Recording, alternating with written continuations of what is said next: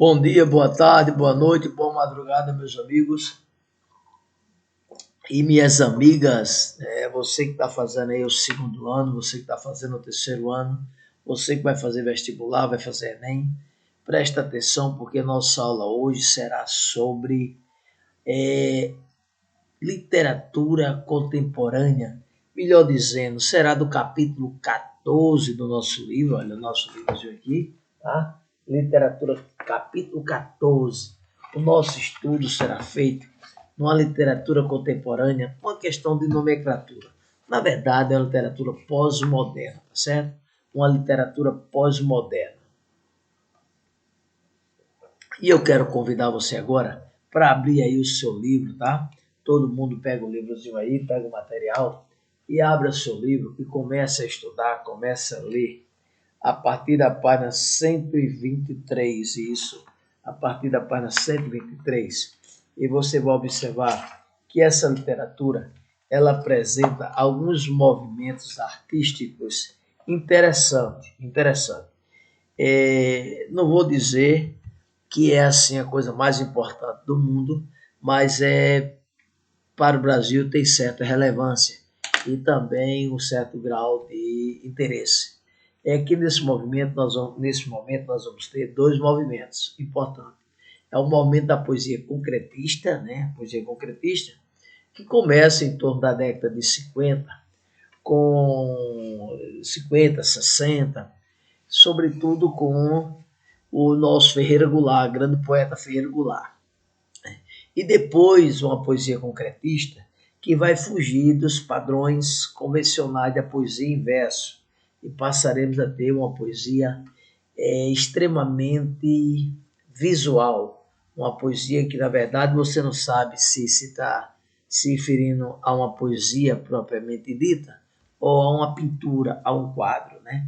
Aí nós vamos ter nomes importantíssimos na literatura do nosso concretismo, você deve observar, tá certo?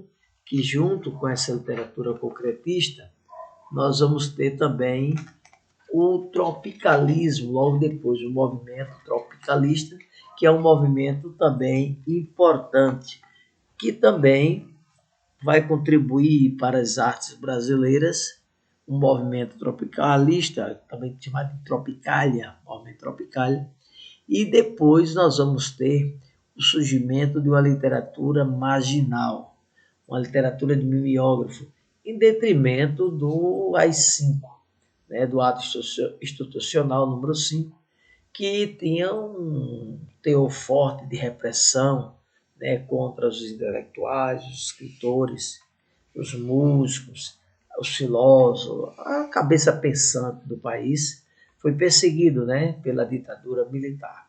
De forma que eu quero que você entenda que nesse capítulo 14 a gente vai estudar poesia concretista, poesia tropicália e poesia marginais, tá? São períodos curtos, até porque no Brasil não tem nada duradouro. E são movimentos que surgiram fundamentalmente no Brasil. E como você sabe, as coisas no Brasil são coisas lentas, curtas, passageiras, né? Passageiras. Então, eu quero que você abra seu livro e que você observe, né, que a poesia concretista, que eu me refiro inicialmente, ela tem uma estrutura, né, gráfica, uma estrutura gráfica muito parecida com a pintura. Na verdade, é uma pintura, é um desenho feito com palavras.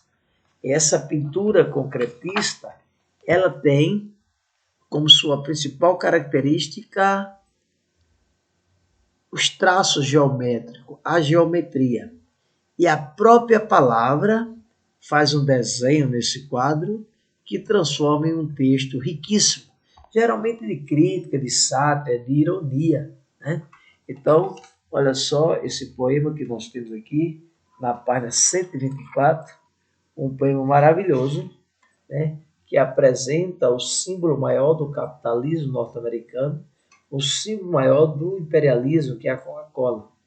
E nesse poema, o poeta faz uma crítica aos malefícios que a Coca-Cola nos proporciona e o que ela representa de desenvolvimento econômico para uma região, para um lugar. Também fala do imperialismo norte-americano, do capitalismo selvagem, fala da nossa submissão ao consumir um produto estrangeiro, né? De forma que é um poema belíssimo, né? Beba Coca-Cola. Inclusive faz aí uma menção à Coca-Cola à cloaca, né? Que é o órgão da galinha em que é expelido as fezes, a urina, né? O excremento da galinha. Muito bom esse poema, gostaria que você lesse. Olha esse poema aqui, Xícara. Você observa que a xícara, o desenho é feito com palavras, né? O desenho é feito com palavras. Então, são geralmente poemas de muita criticidade, muitas críticas, né? Então, a gente tem como característica fundamental a inovação no campo semântico, né? No campo sintático também, porque a frase tem uma outra estrutura. No campo lexical, no léxico da palavra surgem outras palavras. No campo morfológico também temos alteração. No campo fonético também há um jogo no campo fonético. E também no campo topográfico, né? Porque é o espaço, né? Não é linear. A literatura pode ocorrer de forma vertical, horizontal, depende da maneira que o poeta colocou as palavras.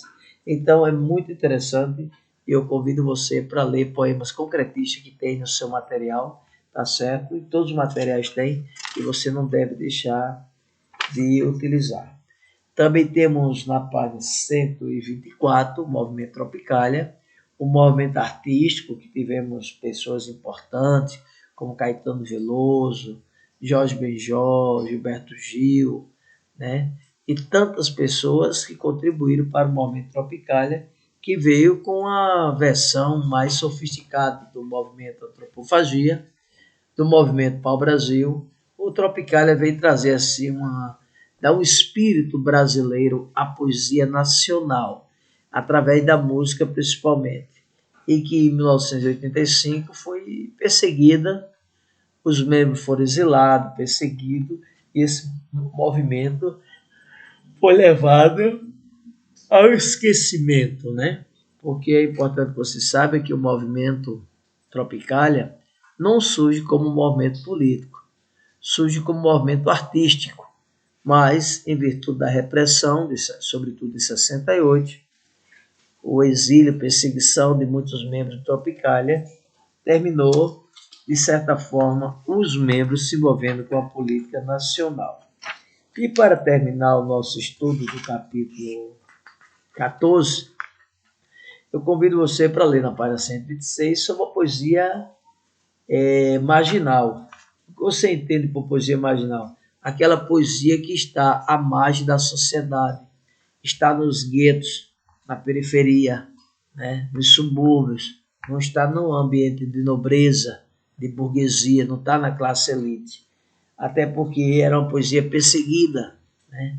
Essa poesia marginal que você está lendo aí no seu livro, ela também é conhecida como poesia panfletária e, sobretudo, do mimeógrafo, que se imprimia numa máquina de xerox, não dessas xerox que nós temos hoje moderna, mas numa copiadora com álcool, através de um mimeógrafo. Era um recurso que tinha de reproduzir os textos, né? De forma que usava o álcool, usava tinta, e o mimeógrafo porque era um objeto mais fácil de se imprimir, não precisava ir no parque editorial. Era um trabalho geralmente clandestino, se fazia nos quintais, nas garagens, no fundo das casas, para que os militares não descobrissem, né, e não fizessem assim uma perseguição, já que todos os textos teriam de passar pela censura. E essa literatura marginais vai ter uma vasta produção que não passa por editora, por tipografia. Então não tem o aval oficial. Eu quero chamar a atenção para você, para a Adélia Prado, que é uma escritora dessa literatura marginal, Ana Cristina César, maravilhosa, que é do Rio de Janeiro, né? E ainda do Paulo Leminski, né? Paulo Leminski é um grande poeta, né? Que nasceu em Curitiba, no Paraná, e vem o Paraná agora, depois de tantos anos, através do Paulo, dar uma contribuição para a literatura brasileira, tá bom? Então, não deixe de ler. Leia também poesia de Ferreira Goulart, que faz parte desses movimentos também, como concretista, tá bom? Obrigado pela sua atenção. A gente volta na próxima aula. Faça as atividades dos livros, tá? Não deixe de fazer as atividades do livro, tá certo? E a gente volta para falar sobre o capítulo 15 com você, tá bom? Tchau, uma boa noite, bom dia e até a próxima aula.